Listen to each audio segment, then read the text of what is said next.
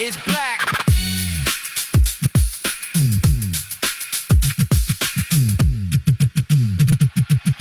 Yo, yo, yo, yo, breeze, man. Yo, breeze, man. Yo, yo, yo, yo, yo, yo, breeze, man. How are you still making records? You've been making records since 1986. You know why, man? Cause of my music. My music is black, baby. It don't crack, baby. It's black, baby. It don't crack, baby. It's black, baby. It don't crack, baby. It's black, baby. It don't crack. You know why, man? Cause of my music. My music is black, baby. It don't crack, baby. It's black, baby. It don't crack, baby. It's black, baby. It don't crack, baby. It don't crack, crack, crack, crack, crack, crack. It's black, baby. It don't crack. It don't crack. It's black, baby. It don't crack. You know why, man? Cause of my music. My music. Yo, it's black, baby. It don't crack, baby. It's black, baby. It don't crack, baby. It's black, baby. It don't crack, baby. It's black, baby. It don't crack. You know why, man? Cause of my music. My music. My music is black, baby. It don't crack, baby. You know why, man? It don't crack. It's black. You know why, man? Cause of my music. My music. Music. Music. It's black, baby. It don't crack, baby. It's black, baby. It don't crack, baby. It's black, baby. It don't crack, baby. It's black, baby. It don't crack. You know why, man? Cause of my music. My music. My music. My music. My music. It's black, baby. It don't crack, baby.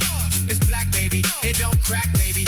It's black, baby. It don't crack, baby. It's black. It don't crack. You know why, man? Cause of my music. My music. Yeah, yeah. It's black, baby. It don't crack, baby. It's black, baby. It don't crack. It's been making records since 1986. You know why, man? You know why, man? Cause of my music. My music. Yeah. One, It's two. black, baby. It don't crack, baby. It's black, baby. It don't crack, baby. Let's see.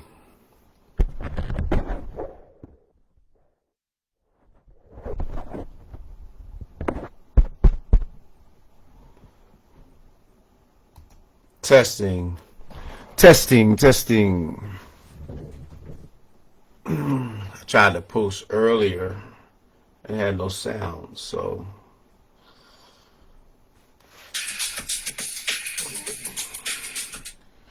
I'm just going back over my iPhone and that's from the beginning. From the beginning.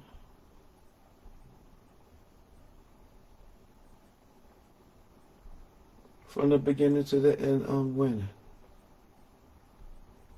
What am I doing?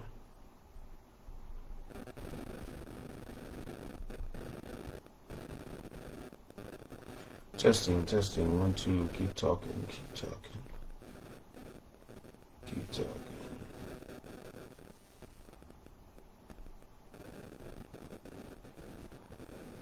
Okay.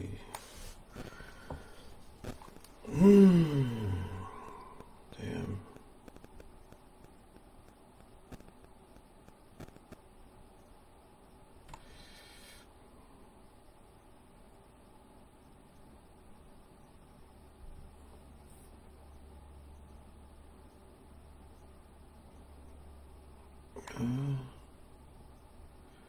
Oh,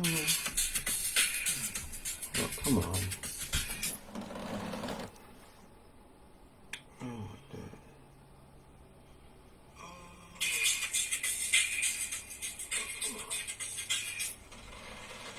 One, two. Oh, there we go.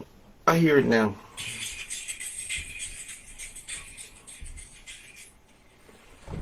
All right.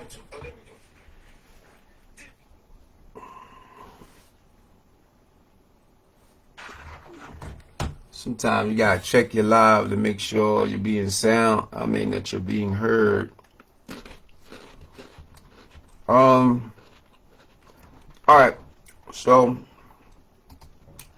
basically, I wanted to come on today and talk about something that's really cool and how it came about. So, just down. So the other day, I was talking to somebody. What we got? Go back. I was talking to someone about I think it was Chuck D and Public Enemy, and how I don't know why, but in 1986 I posted a picture of me with a clock on. It was actually like a bathroom clock you used to buy. That was for they were made to go around the shower, and so that you have a clock in the shower. And I had the idea to wear it, and that was in 1986. We didn't see Flavor Flav's clock until 1987. And so I just stated, I just had the clock on before Flavor. Now, we could have came up with the same idea, but I was just stating the fact that in 1986 I was wearing the clock. 1987 is when Flavor Flav said that he started wearing the clock. And so then that led me to get people to see that, it wasn't no animosity or anything. My name is actually on Public Enemy's album. It Takes a Nation of Millions to it takes a nation, yeah.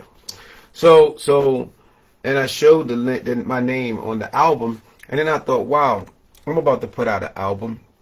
Wouldn't it be dope if I put people's names on my album for a particular reason? And so I decided, look, the reason would be the first 100 people that invested in the vinyl that that'll buy a piece of vinyl from me with my new songs on it, then I will put that first 100 people's names on the vinyl. And that way it'll be etched, it'll be there, just like I'm looking at my Public Enemy album 30 something years later, and I can see my name on the album. People that supported this record I'm about to release will be a part of my legacy. And that way, I can also have a situation where, it helps pay for the record before I even put it out. But I mean, it's coming out regardless. But to have 100 pre-sales would be dope. And I think a cool way to reward those people would be to put their names on the record. And so when you get the album, you turn it over, you're gonna see the list of the names of the 100 people that donated to the record, and then you'll see my other thank yous for the people that have helped me in my career throughout the years, that type of thing. So yeah, I definitely, I ran it by my wife. I run everything by my wife, and she was like, "Yo, that's a dope idea." I was like, "Okay." I got a civilian saying it's a dope idea, so that's cool. So I just wanted to come on and talk about it, have some clarity about what I'll be posting. So for the next, couple of months, I'm going to be uploading different tracks from the album, pieces of tracks from the album, making sure I have enough promotion for the record to build up some hype. Hopefully, it doesn't need as much hype. I think the tracks that I'm working on are hot. I also wanted to talk about a song I got called "Call Me Mr. Breeze," because it's like, let me play a little bit of that if you guys haven't heard it. Let me see where we at. Let's go to my library here, and here we go. Yo, check it. I'm the original MC Breeze. Here's my story.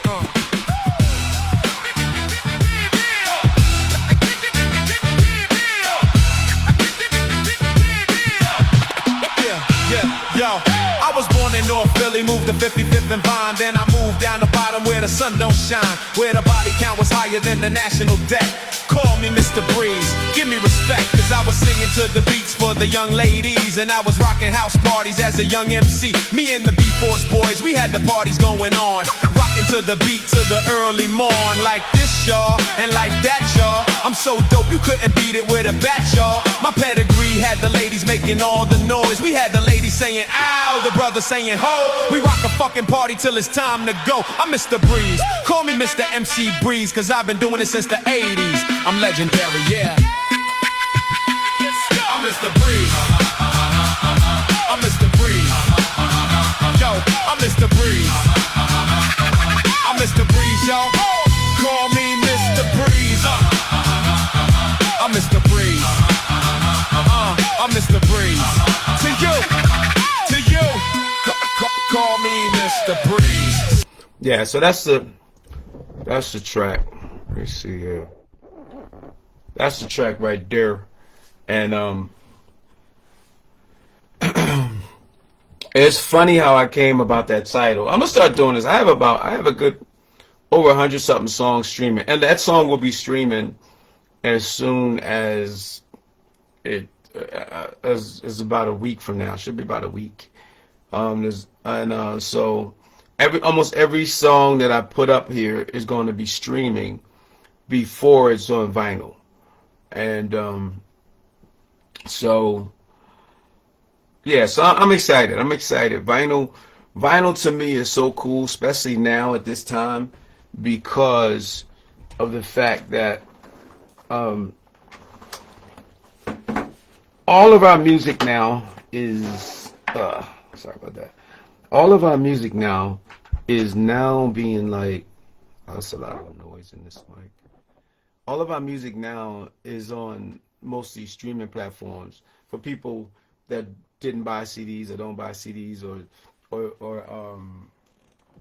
make sure that they actually buy the track and download it. So if any platform closes, like if you pay for Spotify and that's where you get all your music, and then you decide and Spotify shuts down, all your music is gone.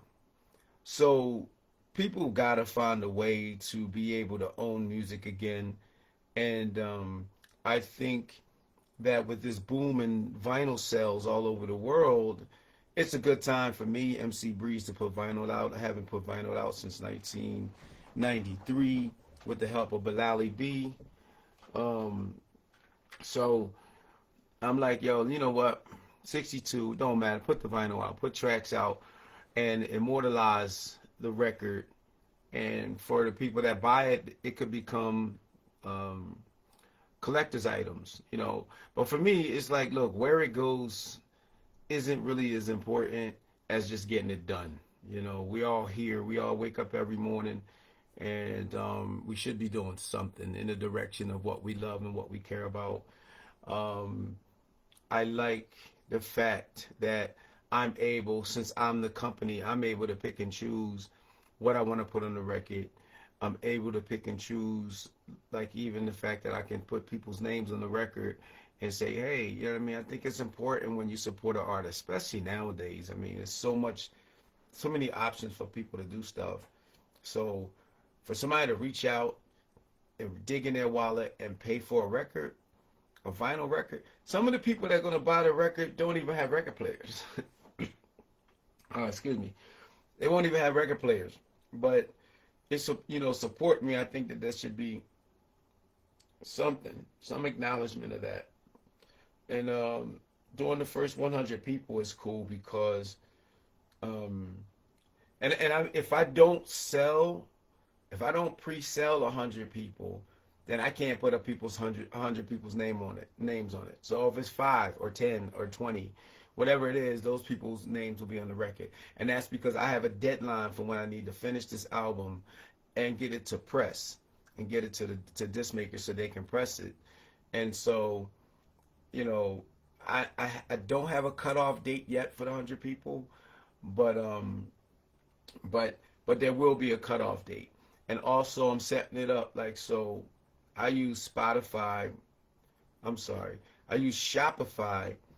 to sell items because on Shopify, I can say, give me 100 records, and if once it gets past 100, then nobody else can buy any.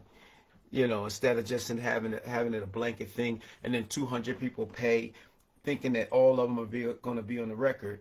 It's like no, so there'll be a cutoff for that first 100 to be included on the record and a part of the legacy of it. And then after that, everybody else that buys the record would just be buying it, but their name won't be on it. So Shopify allows me to say, okay, here's a quantity of 100. When it gets to 100, then it'll blank out and you won't be able to buy under those sales, under them sales conditions. So yeah, I'm excited, man. I'm sitting here, grinding out. I pretty much know what all the songs are. I got so many songs and mixes of songs, and so that part's done. What's left really is the order of the songs on the record and the little interludes and things that I'm going to have between the records. So like the record seems to be a cohesive, put together record. And another big motive, and some of the mixes that don't make the record will still be on streaming or still be on my website, mcbreeze.com, for digital download for like $1.29. So the music will be there. This album is primarily hip hop. I was gonna mix it up a little bit and have some R&B stuff, but I'm gonna go a different route and keep the album. The album is called MC Breeze, aka Joey B Ellis, but I'm gonna keep the album mostly hip hop, and I might put one slow song on there because that's like a tradition of mine. My first record I put out in '86, I had another sad song, was a ballad, a slow song on the other side of the record. So maybe the last record on the album will be a slow song. I have a few slow songs. So it's gonna be something that's dear to my heart though.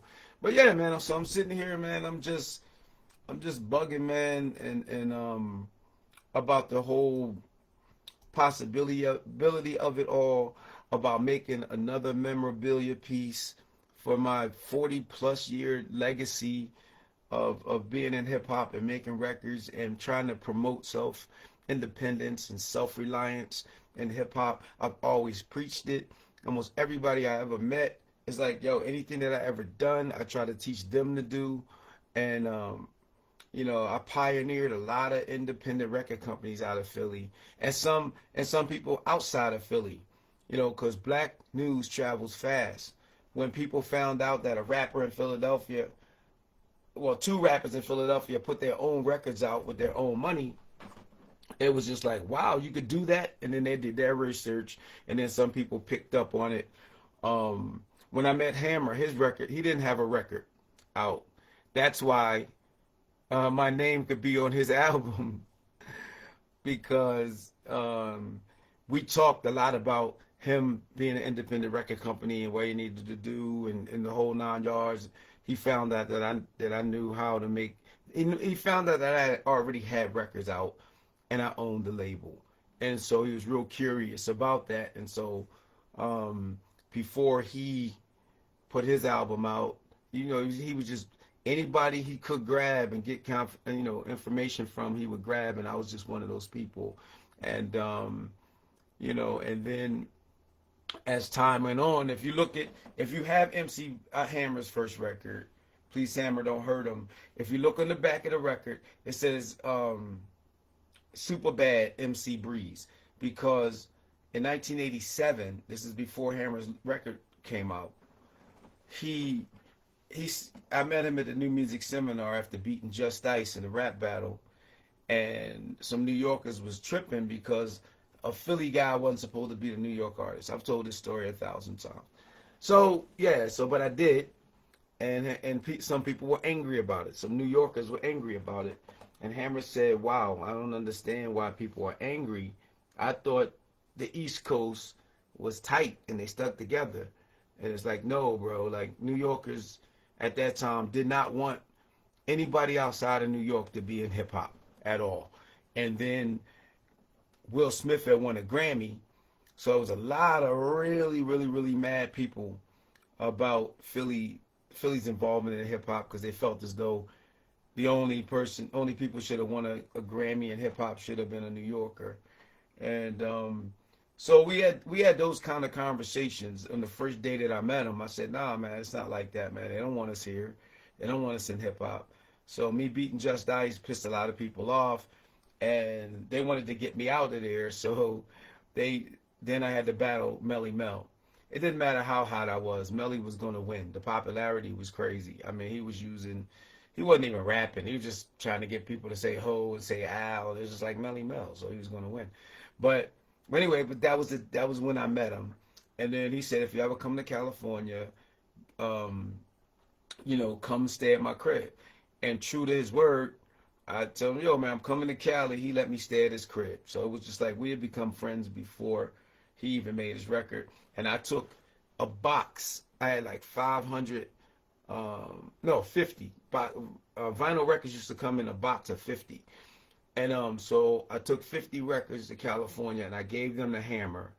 Hammer took the record and I said, any DJs you know out here, man, I'm an independent label. I'm just trying to get my thing happening. Just give anybody that's a DJ this record, please. And I don't know if he gave them the DJs anything, but I do know that one day I'm sitting home at the crib and MC Hammer and his group, I gotta move this thing.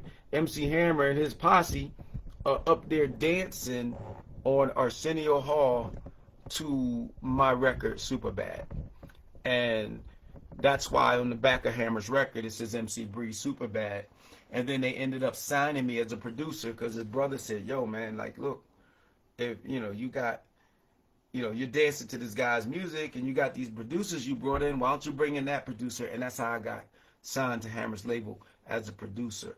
I have a whole video on YouTube that goes into the rise and fall of that situation called What Happened to Joey B Ellis. That's on my YouTube channel. And it should be on my wall somewhere on my Facebook page. But yeah, so I just thought it was like dope that if people say, oh yeah, well, Hammer had done a certain thing before you or whatever, my name is on his record, so I had to meet him before the record was made. You know what I'm saying? Make a record's a process. So yeah, I knew Hammer before he put his first record out. And as a matter of fact, we used to drive around freaking Fremont, California, where he lived at, listening to his stuff before he even put it out. But so it turned bad. I mean, the music business is so much evil in it. It affects everyone. Some of the kindest, sweetest people turn because of this business. And but the fact that my name is on that record forever is cool. And vinyl is such a cool thing because vinyl is like it's a testament that you were here. It's a testament that says, yo, I existed this time, this day, this era. So I think it's important, the people's names that you put on the record. And for me, being a 62-year-old rapper still doing my thing, I think that for somebody to support me like that, then they need to be on my record. I wish I could put everybody, but it has to have a time frame to come out. So I figured 100 is a good number to cap it at.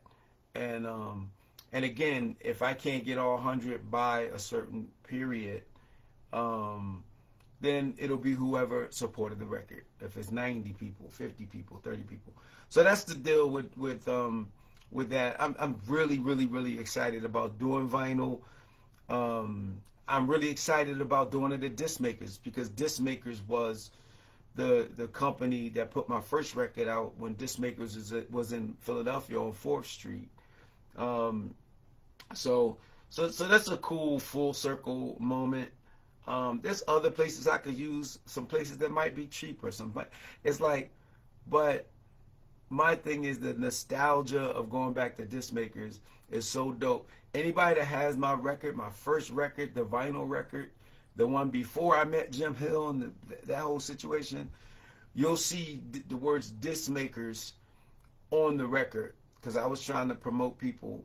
I was trying to promote the company, and also not be a gatekeeper to how I put my first record out. So I have the phone number to the studio, C Note Recording on there. When I say I got a line in the record that says on Al's Kitchen. Al was the name of the guy who had the studio in Germantown, on Germantown Avenue, that I recorded at. So when I say Al's Kitchen, that's what I'm talking about. When I say C Note Studios, that's his studio with his phone number, and I had disc makers on there as well, because I wanted everybody to go to his studio and get records pressed at disc makers, and we could all just talk about busting it up and doing records. You know, for me, I've never been a gatekeeper, because the more people I could get involved in what I do, the more people I'll be able to talk to about what I do. It's great to be in a room of your peers instead of being in a room of people who haven't done anything, who haven't, don't have any motivation and all that kind of stuff. It's cool to be around them people for a little while, but they drain people that have never done anything, and they just want you to do everything for them and give them stuff. They're draining, so, but people who've actually took the steps to go in the studio, record the record, master the record, get it freaking pressed. Those are the people I like being around, because like we're of the same mindset, an independent mindset.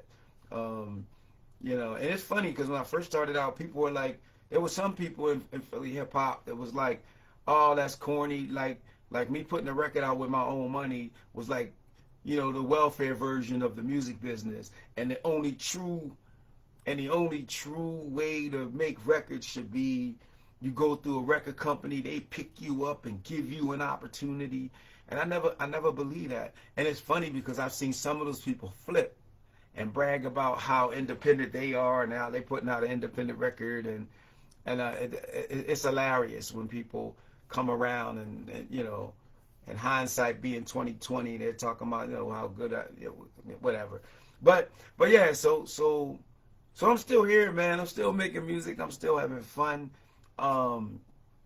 The track that I played a little earlier, Call Me Mr. Breeze, I have it on my Instagram. It'll be streaming in about a week. I wanted to say something about like the my reasoning for that song and that title. And it's because I lived on Parkside Avenue in West Philly, and I used to modify PlayStation games,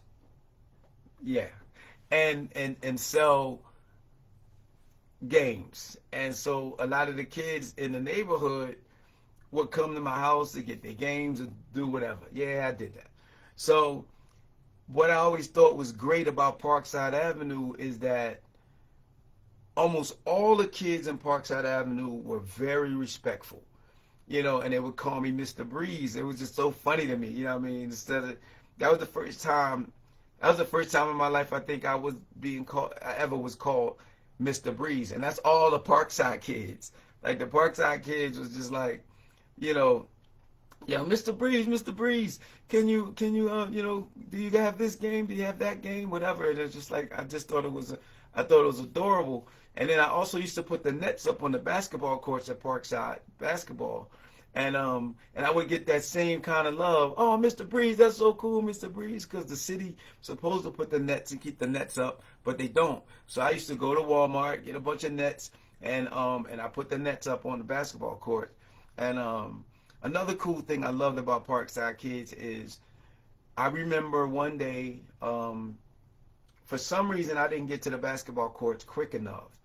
And so a kid came to he said, Breeze, I seen you do it. I know how to do it. Do you have any nets? And I gave the kids the nets. And I went around there. Them kids put their own nets up on the basketball court. I thought that was so freaking dope. Because you're talking about teaching a man to fish. That was like a full circle kind of really cool moment. Yo, what's up, Ron? So that was a cool full circle moment. I was like, yo, these kids is cool. They can put their own nets up now. And that was dope. But it was still that Mr. Breeze respect that I used to get from them kids. And so I said, yeah, let me write a song called Call Me Mr. Breeze. I mean, it doesn't really talk about that particular thing, but the day that sparked me to do, I was on my, before we sold the house in Philly, I was on the roof, and I was on the roof, and I heard this kid holler, "Yo, Mr. Breeze," and I was like, you know what? I'm gonna make that a song. I'm gonna make that a song.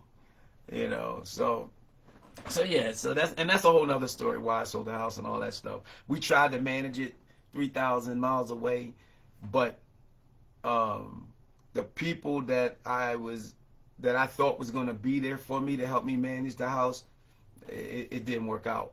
So it's like, yo, I can't be coming back and forth. These management companies was a trip. So I was like, yo, you know what? Go ahead and sell the house and get property out here or whatever. So that's another story. Because I remember a long time ago I was telling people, never sell a house, never.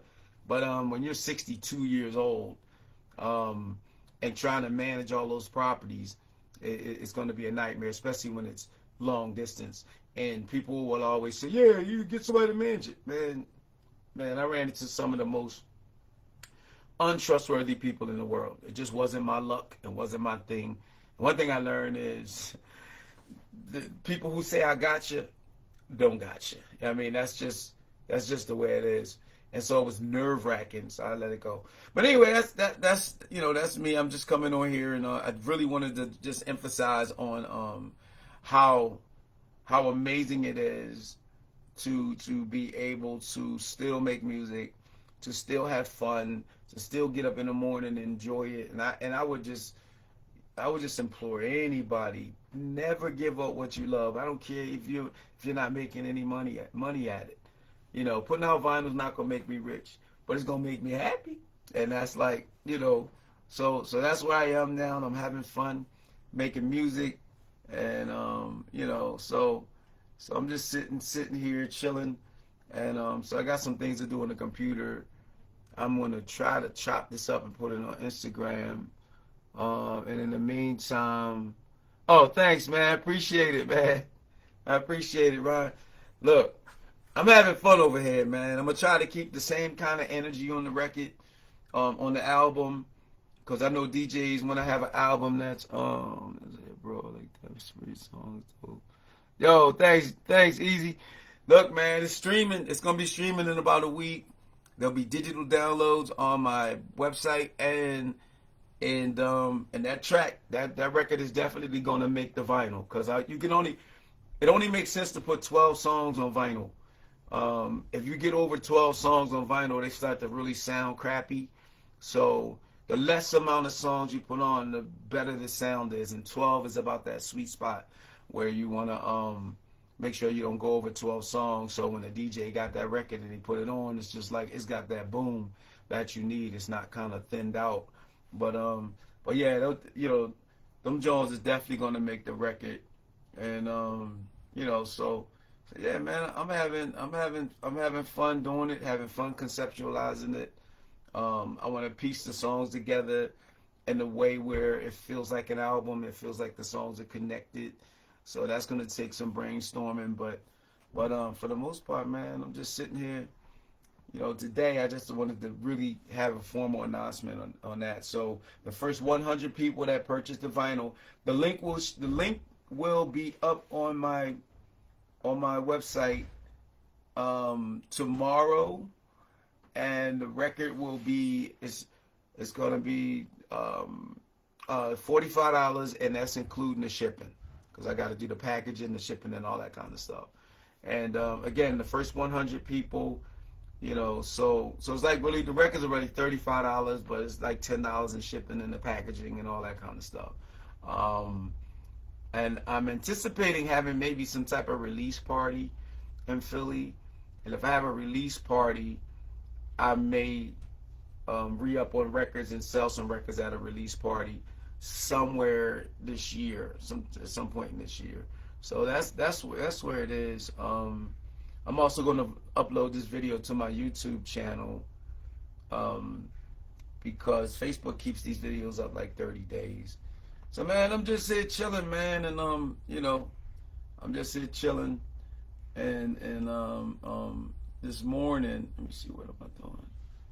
I was playing around just with some mixing stuff, and I'm gonna let this music play while I work on something on my computer.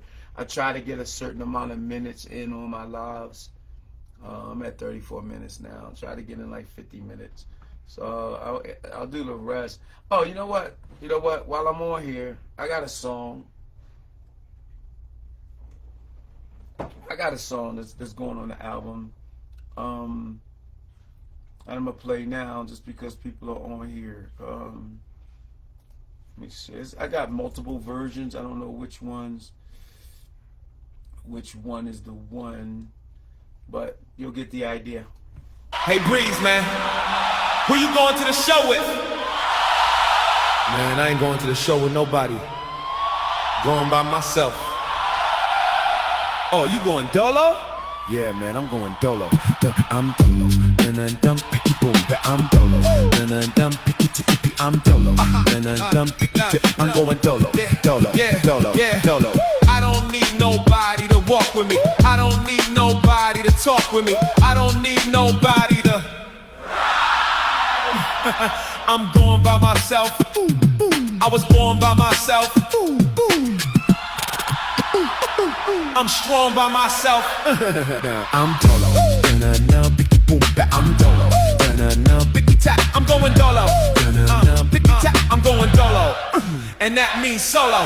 Went to a party with a dude and he didn't like girls. He liked them, but he couldn't talk for the world. He would tap them on the butt when they walked by, but when they turned around, he didn't even say hi. She looked at me and I snitched, said that fool did it.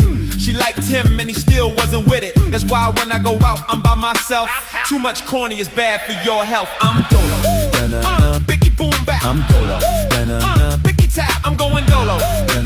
Bicky tap, I'm going dolo. And that means solo. I learned a long time ago, when you got swag, people only hang around so they can brag. But when they not around you, they talking shit, telling people that you're corny and you ain't legit. The funny thing is, they think that I don't know, that they talk about me bad wherever they go. I used to let them hang around, but I don't anymore. It's not amusing anymore, so I just go dolo. Picky boom, I'm dolo. Picky tippy, I'm dolo. Picky tippy, boom, dolo. Dolo. Another thing people always asking me, can they rap on my song? You got space for me? No, I don't have space, I have endless bars. I don't need another rapper, just one set of balls. On my record, we don't even think alike. I don't need another rapper getting on my mic. The only reason rappers really do that cameo stuff, because they believe that they are not enough. I'm dolo. Bicky boom back, I'm dolo. Bicky tap, I'm going dolo. Bicky tap, I'm going dolo. And that means solo. Hey Breeze, man, who you going to the show with? Man, I ain't going to the show with nobody. Going by myself. Oh, you going dolo? Yeah, man, I'm going dolo. Dolo. Picky boom, I'm dolo. Bicky tippy tap, I'm dolo. Bicky tippy tap, boom. Dolo, I'm dolo. Bicky boom, I'm dolo. Bicky tippy, I'm going dolo. Bicky tap, I'm going dolo. Yeah, dolo. I don't need nobody to walk with me. I don't need nobody to talk with me. I don't need nobody to. I'm going by myself. I was born by myself. I'm strong by myself. I'm dolo. Picky boom, I'm dolo. Picky tap, I'm going dolo. Picky tap, I'm going dolo. And that means solo. Yo, so I'm gonna do this thing now, like on my motivation for making particular songs. And Dolo, that first verse is talking about back in the day, I had a homie, and he had homies. Now his homies wasn't my homies, but we was all like going out. So we in a party, we standing in the party, and some women walk by, and this dude reaches out, not my homie, but my homie's homie, who ain't my homie. That's my homie's homie, and sometimes you with your homie's homie and ain't your homies. I don't know them dudes, but they know my homie, so hey, we out.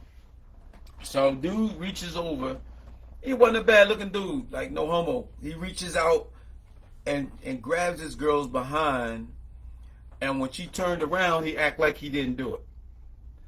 Now, me, I was a Mac. I ain't had them kind of problems. I had to do those type of things. If I like a girl, I walk up and I talk to him. So she looking at me, like all of us, and I'm like, that nigga did it. And they looking at me like, you know what I mean? Like, what's up with that? I'm like, dude, like, look, man, I would never want a woman to believe that I'm so weak that I gotta grab her by the butt while she's walking by, and like then pretend I didn't do it. So eventually it got, I just decided, look, I'm not going out with these dudes is clowns. And they wasn't even like, my homie wasn't a clown, but his homies was clowns. And I was just like, nah, man, I ain't, if I'm going out, I'm going by myself or with my one homie, because he was thorough, but he was like he was more accepting of people's quirks and issues. I'm not, I can't be around dudes like that. So, but anyway, so it was like, so I ended up just going out by myself. Like, if people know me, if they see me out and about and I was in a club, I'm pretty much always by myself. I was always by myself, or I was with my one homie. That was like it. And so I was like, okay, so that's that first verse. I'm talking about going dolo. But so. I'm going dolo. Bicky tap, I'm going dolo. And that means solo. Went to a party with a dude and he didn't like girls. He liked them, but he couldn't talk for the world. He would tap them on the butt when they walked by, but when they turned around, he didn't even say hi. She looked at me and I snitched, said that fool did it. She liked him and he still wasn't with it. That's why when I go out, I'm by myself. Too much corny is bad for your health. I'm dolo. Bicky boom, I'm dolo. Bicky tap, I'm going dolo. Bicky tap, I'm going dolo. And that means solo. I learned a long time ago when you got swag, people only hang around so they can brag. But when they not around you, they talking shit, telling people that you're corny and you ain't legit. The funny thing is, they think that I don't know, that they talk about me bad wherever they go. I used to let them hang around, but I don't anymore. It's not amusing anymore, so I just go dolo. I'm dolo. And so that verse just talks about how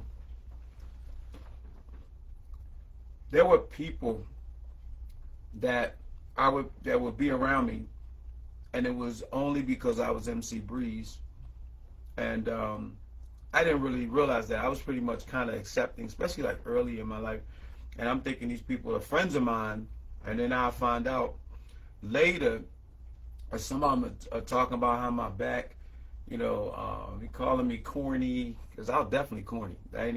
I was never like the thug, gangster, whatever. I fought a lot, but I wasn't a gangster. So for them, I probably was corny. But they didn't say that to my face, because, like I said, I fought a lot. But so anyway, I just talk, and so that's what that verse is about, like the people that pretended to like me, and then they talk, and then they talk behind my back when I'm not around. So it's like that kind of typical type of song. Typical type of verse. And so here we go again. Bicky tap, I'm going dolo. Bicky tap, I'm going dolo. Dolo. Another thing people always asking me, can they rap on my song? You got space for me? No, I don't have space. I have endless bars. I don't need another rapper, just one set of balls on my record. We don't even think alike. I don't need another rapper getting on my mic. The only reason rappers really do that cameo stuff, because they believe that they are not enough. I'm dolo. Bicky boom, I'm dolo.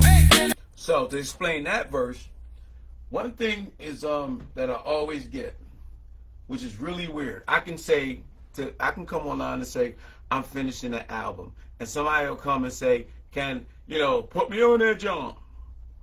And it's funny because I don't make beats. I make songs. So when I'm making a beat, it's for a particular song. And when I write the song, there is no room for another artist on my song. You know what I mean? Unless you singing in the hook. You know what I mean? But other than that, I never had writer's block a day in my life when it comes to actually writing a song, writing a rap out. I don't care if it's R&B. I don't care if it's a movie idea, a skit idea. I don't get writer's block. So I don't have no space for another artist to be on my record. First of all. Second of all, I don't particularly believe that people that are not alike should be on the same record.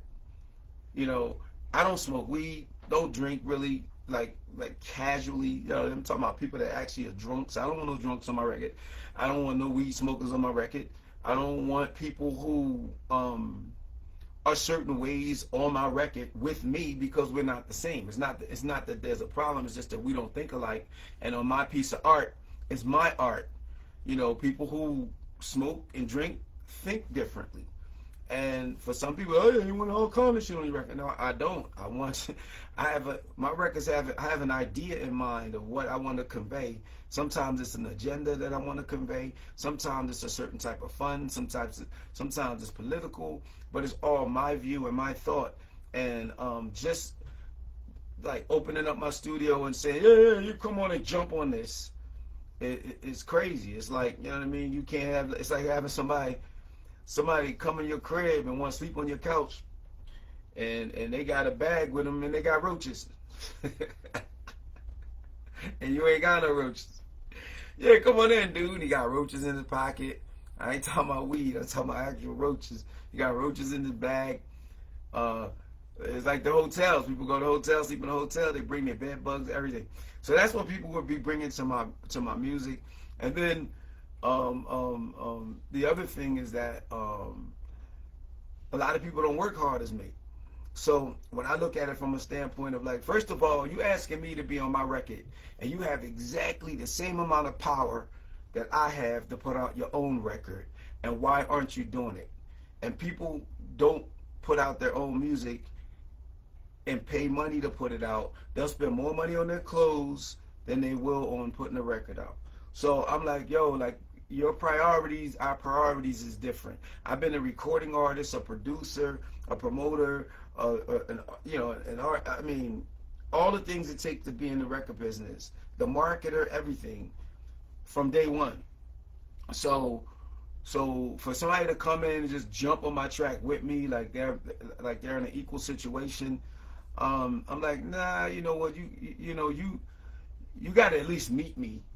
You got to meet me and have your own records out, and then that you've done, so you'll have respect for what I do. Because if people don't do what you do, and they walk in, it's like my wife said the other day. Like you put together a 1,000-piece puzzle, people come in and they just want to claim the puzzle, but they don't want nothing to do with all the pieces that you put in there to get that puzzle made. I mean, and they don't have any appreciation for it because they didn't put no pieces in their puzzle, and so. So my mentality, and when I've tried to have situations where I had worked with other people, then those people are lazy. They don't have the energy that I have. I've had situations where I put together a record for somebody and they wouldn't even help promote their own record. Then, you know, if you do a song with somebody who's lazy, doesn't want to work, and you get a show, anybody that really has performed and had a lot of shows going on, it's grueling. You know, you're in the show, you're out the show, you're in the hotel, you get up in the morning, you're out the hotel, you're in the show, you're out the show, you're in the hotel. And some people can't deal with the rigorousness of touring like that. So if they're on my record and they're tied to me because of the record, but they don't want to get up and do the same amount of work, I don't want that crap either. And thirdly, I look at an artist putting out an album and putting a bunch of other people on the album as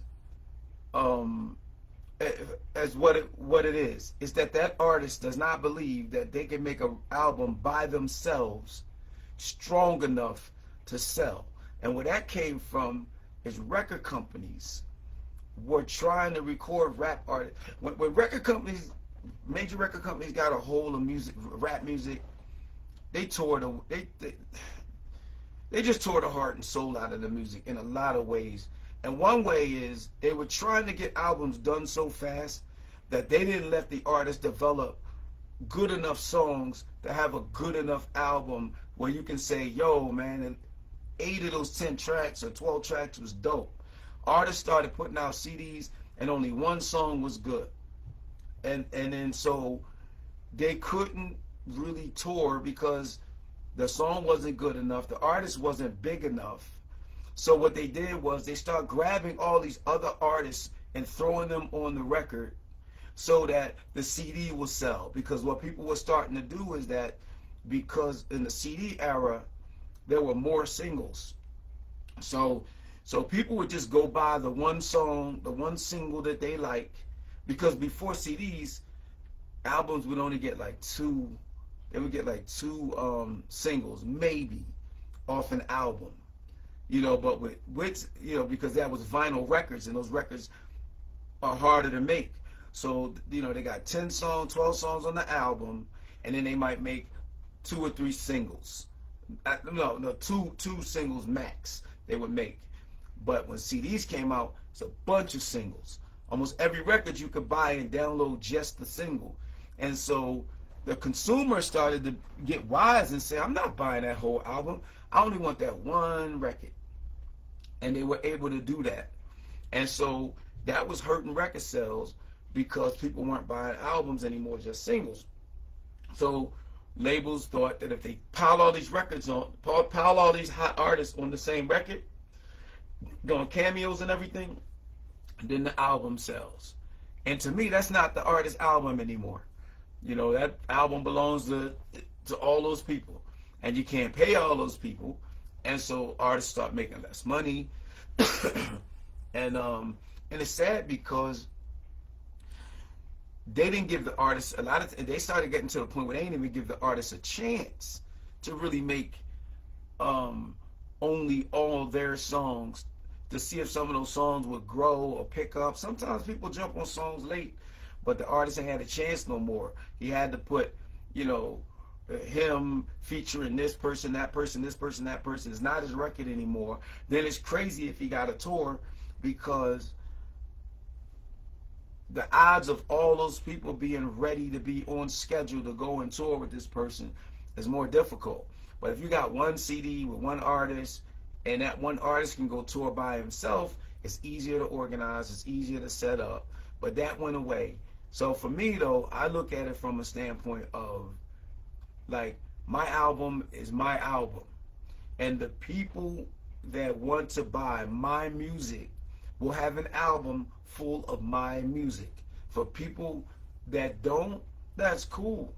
But it's going to be my album, you know. And so I don't like the cameo thing. I don't like the throwing people on my tracks just because people that are lazy, people that don't work as hard as me, people that haven't put in any grind and any hustle. They don't have no respect for the business at all, you know, and they just running around begging to be on people's tracks. That's not what I do. So yeah, so that's what I'm going Dolo is about. Dolo, solo dolo, you know, going by yourself. And dolo pretty much means like, you know, like under the radar, you know, just doing my thing, you know, by myself, you know, and because it just works better for me. So yeah, man. So that's it. That's the Dolo track, and a little taste of another song that's going on the album, and what it means to me, you know. So. I'm going Dolo. Picky tap, I'm going Dolo. Hey. And that means solo. So the next time, next time I come on here, I got another song that I'm really excited about, and I'll talk about it then. But yeah, it's gonna be 12 songs, and on the actual vinyl, and again, you know, I'm pretty excited about it. Here's one. It's called Live in London. There's a little bit of it since I'm on here. I'm gonna post this to YouTube anyway. Yeah. Philadelphia in the building. May 91. I turned it out there. This is live on stage.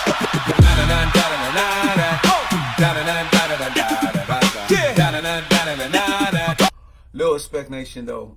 That little when I was in London in 1991, Hammer gave me 15 minutes to do my show.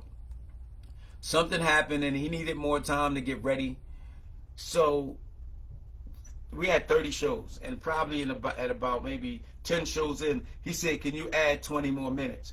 And plus, because of the first 10 shows, I was getting notoriety, and people were like really wanting more and more and more. And so they gave me 5 more minutes. So I had all my equipment with me, and I put together this song, and the melody of the music. If you watch my Live in London show, it opens up with this song, that and the horn line in that song is dun dun dun dun dun dun dun dun dun dun dun. So I said, yo, I want to make a song that has that cadence in it, and just talking about me being on stage live in London. Interestingly enough, we did 6 shows in London, and on the last show, you'll see in the video where I'm live. I got the live show. It's on my wall somewhere. It's on my Instagram. It's on my YouTube. I throw my shoes into the audience because it was my last show in London. And if any of my foreign fans are on here and y'all know who got those shoes, hit me up. but yeah, so I throw my shoes in the crowd because it was the last show in London. And little did I know it was going to be my last show in Europe, because I was blowing up so fast that somebody got jealous and shelved my record. People who follow me know what I'm talking about. I'm trying to say it less and less and less, because I'm not really bitter. I'm actually really just excited about where I'm doing and what I'm going now. But my album was shelved. My record was shelved. Even though Capitol Records had saw that I had sold multi-platinum singles off the Rocky 5 album. And they were like, yo, now you just sold I had 2 major hits, Go For It and Got You the One for Me, off the Rocky 5 album. And they were like, okay, now it's time to do a Joey B Ellis album. Because the Rocky 5 album was, I don't know, 6 other groups were on that, because it was a movie soundtrack. And so the label I was on, the guy was like, tell Capitol Records, we're going to do what we want to do. We're not putting no Joey B Ellis album out. And they basically shelved my career. So I wanted to just do a record that kind of like paid homage to me being live in London and at last show. And you know, so I mentioned something about the shoes in the record, and because it meant a lot to me, and it's on video. You know what I mean? Like, you could actually look it up. I got receipts. But so yeah, so I said, let me do a song called Live in London, and that's what I did. Yeah, live in London on stage, no bluffing. Philly born spitter had the whole crowd jumping. Birmingham Nights, your boy was straight. Live in London, you know we did something. Live in London, mic cord swinging. Black drop grip with the anthem ringing from that 215 to the. It's another mix. Yeah, it's a better mix. Philadelphia in the building, May 91. This ain't I live there. This is live on stage.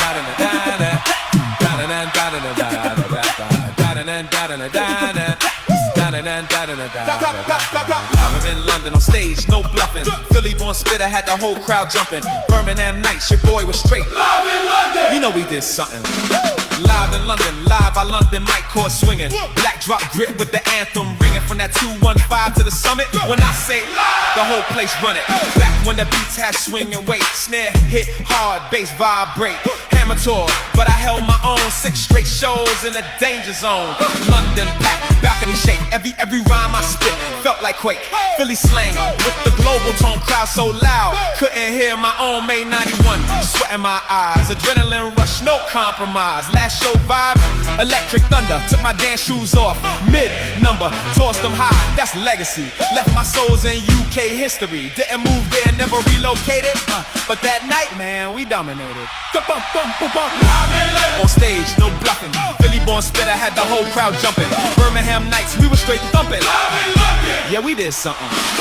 Boom bap drum with a Philly knock. SP 1200 make the speakers rock. No trap hats, no auto tune. Just raw rap under British moon. Piccadilly lights in the rear view glow. But I'm still that kid from the row house flow.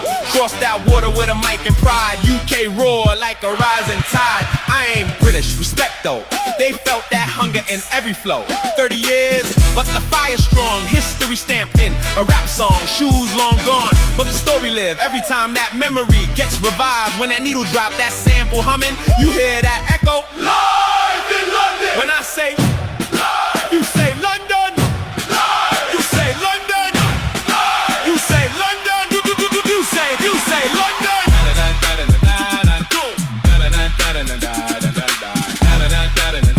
When I say Philly, you say boy, Philly.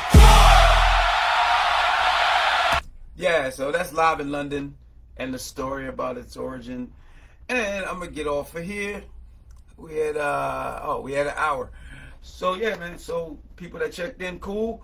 I'm going to post this on YouTube. If you're watching this on YouTube, like and subscribe for more content. Like and subscribe for more content. Like and subscribe for me. Yeah, that's what I'm saying, man. Fist bump.